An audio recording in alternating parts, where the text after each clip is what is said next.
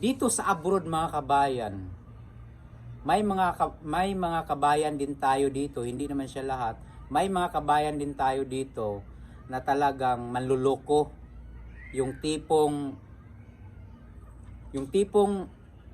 yung Facebook page mo, ang Facebook page mo, gumawa ka ng ibang account, gumawa ka ng dummy account para lang makapag-chat ka sa iba.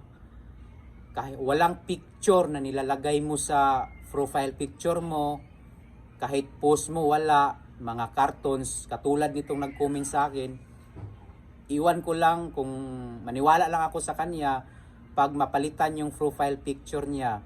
Kasi nga kabayan, karamihan dito sa abroad kabayan, hindi siya lahat, sinasabi ko sa inyo, hindi lahat. Pero meron tayong mga kababayan dito, kahit may asawa na sa Pilipinas, gumagawa pa rin ng ibang account, gumagawa pa rin ng ibang Facebook account para lang makapagloko, para lang makapag-chat sa iba, para lang makapagkaringking sa iba, para lang yun, may makausap. Kahit may mga asawa sa Pilipinas na naiiwan, minsan yung iba talaga ay nagagalit pag sila ay natamaan, yung katotohanan talaga natamaan. Kasi nga syempre dito tayo sa abroad, hindi maiwasan makagawa talaga tayo ng Facebook page, no? Facebook page na walang muka, kasi cartoons, kitty, ano pa yung nilalagay ninyo, pero hindi siya lahat. Pero mayroong mga kababayan natin na nagtatago talaga para hindi mahuli ng kanilang mga asawa.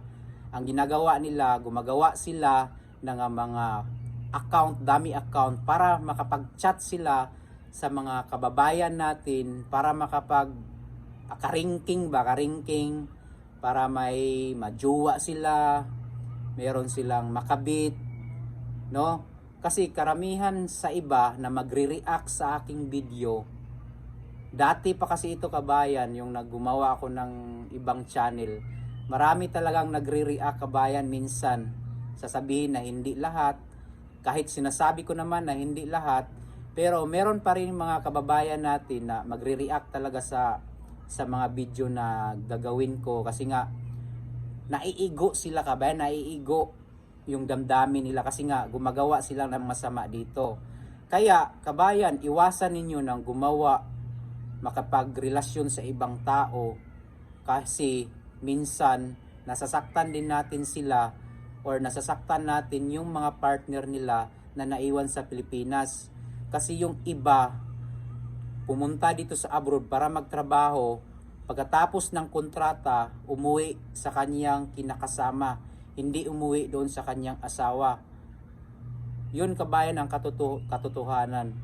Sana kabayan, ganun talaga kabayan. Siguro ang masasabi ko lang talaga doon, ganun kayo, makati lang talaga kayo.